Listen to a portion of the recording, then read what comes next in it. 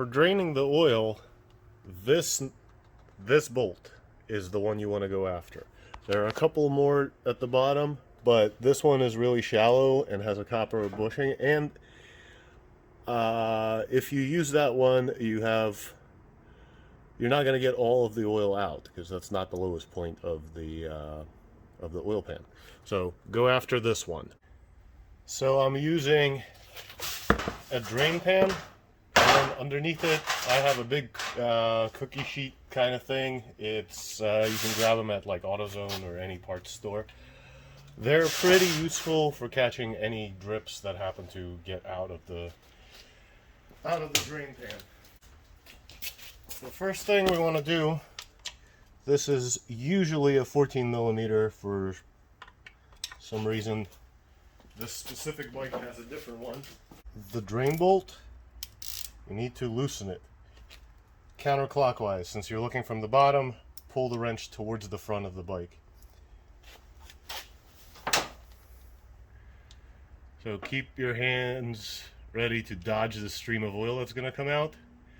And if you're doing this, it's usually recommended to change oil when the bike is warm, but I don't have that luxury at the moment on this bike. But usually you get a nice warm stream of oil on your hands. So then just yank it out of the way, set it aside, don't drop it in the drain pan, and then let it drain for a while. So next thing is going to be removing the oil filter. So this one is safety wired, so I'm going to cut that and then remove that clamp. If it were not safety wired, then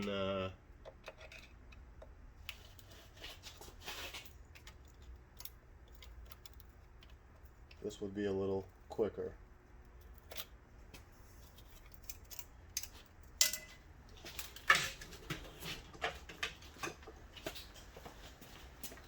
Anyway, the easiest way to get oil filter off is with oil filter tool. If you don't have one, a pair of channel locks will work. One thing you do not want to do is use the nut on these. I mean, I guess for taking it off it doesn't really matter, but for tightening, definitely don't use it, because there's been recalls with these nuts cracking. But basically just grab it, squeeze it, and turn it. It'll eventually get loose, and then start letting out a stream of oil.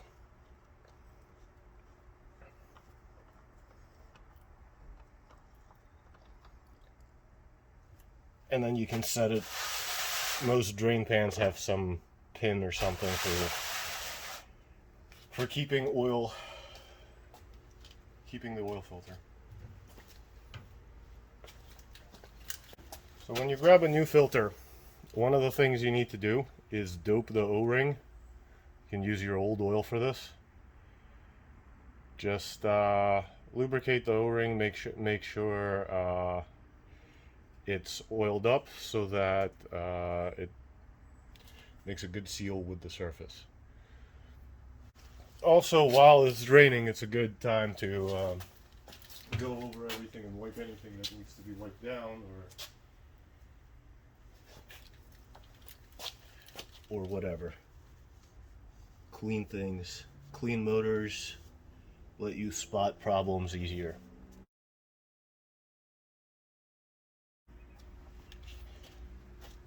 So after a really long and painful time of waiting for the oil to drain, it's time to reinstall the drain plug.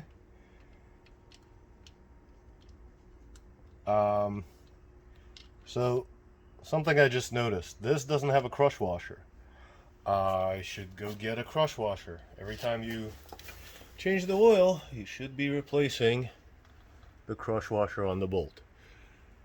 Now, say that as should, but I actually very seldom do. But since there is no crush washer, I definitely want to add one. So I hunted around, found the crush washer, put it on the bolt. You may need to spin it down the threads, you may not. Then just put the bolt in and tighten it. There is a torque spec to these so that you don't strip it. I will look that up and I'll add it to the comments. So remember, righty tighty, lefty loosey. I will check the torque spec before I pour oil in. I just gotta go look it up. And then install the oil filter, put it on, make sure it gets snug. Now, you don't want to use the tool or any tool to tighten the oil filter. You want it to be basically as tight as you can get it by hand, and that's all you really need for it. If you have the cup, or if you have some other thing where you can tighten it using a tool, what you'll end up having is you'll end up having it stuck on there, and then removing it next time will be a serious pain. So hand tight. And then lastly, while I'm on this side, I just wipe everything down, make sure there's no oil dripping out of it or anything like that.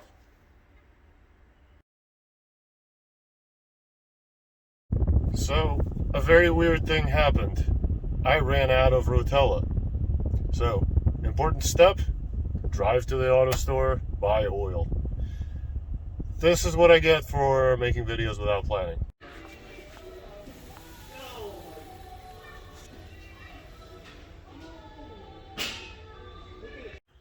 So filling the oil is pretty straightforward.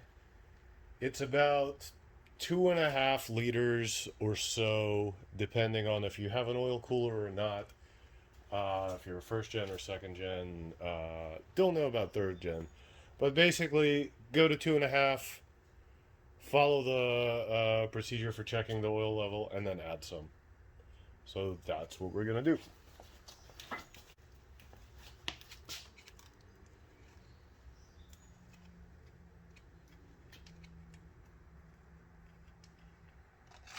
Funnel in. So there's a few ways you can do it. You can just dump it out of the can and hope you get it right, or you can use something like a Measure Right cup. I like using the Measure Right cup because it has volume written on the side of it, so that you know how much you're putting in.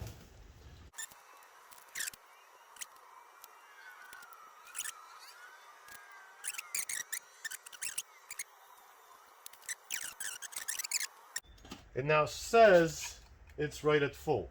However, the procedure for checking it is to run the motor. So, even though right now the oil window says full, that is a bogus measurement. The way the procedure is, and I'm tired of typing this, so I will read it out to you. Start up the engine and allow it to run for several minutes at idling speed.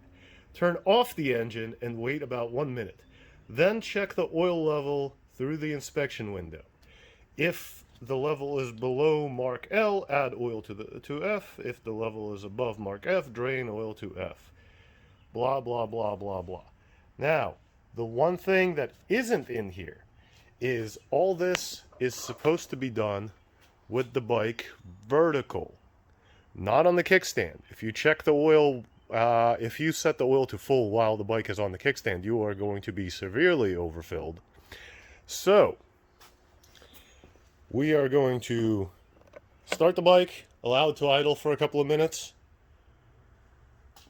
and then turn off the bike, and then wait a couple of minutes, and then check the oil.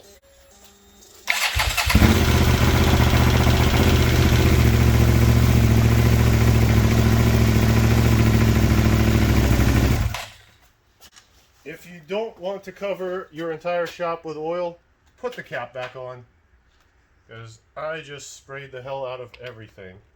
This is what I get for talking while doing stuff. But yeah, put the cap back on. Otherwise, oil vapor everywhere, including on the phone.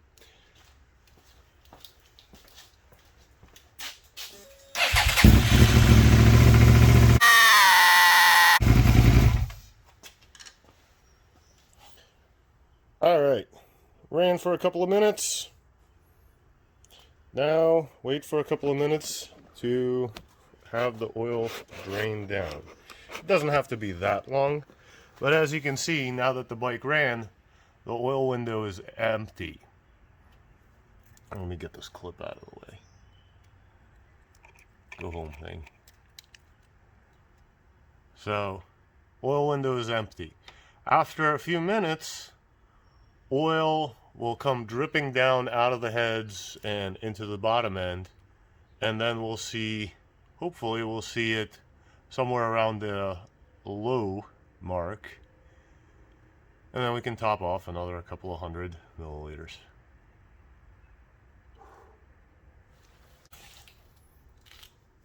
While you're waiting for the oil to drain back down, you can wipe down the mess you made. Or maybe torque the oil drain plug.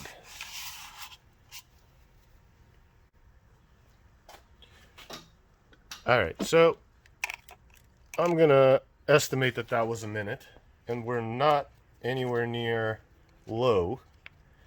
So I'm going to add 100 milliliters at a time.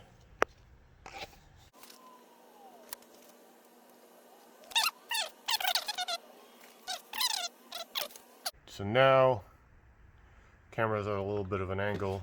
Let me bring it down a little so that it's in line. Now, this would be the minimum oil level. So, let's add another 100.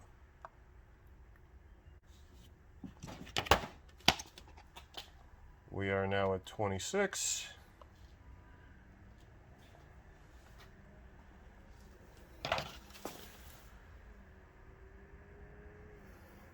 Give it a few seconds to drip down.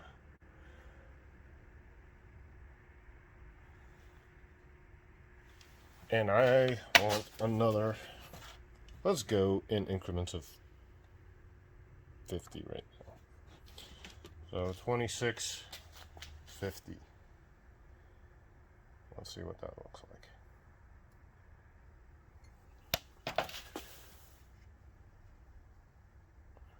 And there's oil at full. Now 26.50 is probably not accurate for almost any motor except mine, because this one has the oil cooler deleted. But that is an oil change. And also, if you're following along the entire day, then that is a clutch, oil, and coolant change, and gasket. So, allow me to remind you the procedure. Make the bike, run the bike for a minute, turn off the bike, make the bike vertical, then check the oil level after about a minute. Let the oil drip back down. That is the procedure for checking the oil. I'm not wearing a tracksuit, but I will squat. So if you want to see more of these videos, hit like, subscribe, all that happy stuff. Also, let me know if I can do a video of something for you guys.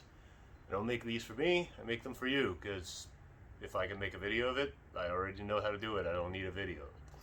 So, if you have an idea for a video, hit me up in the comments, Facebook, Reddit, SV Rider, whatever. Also, please do hit the like and subscribe thing if you want to see more.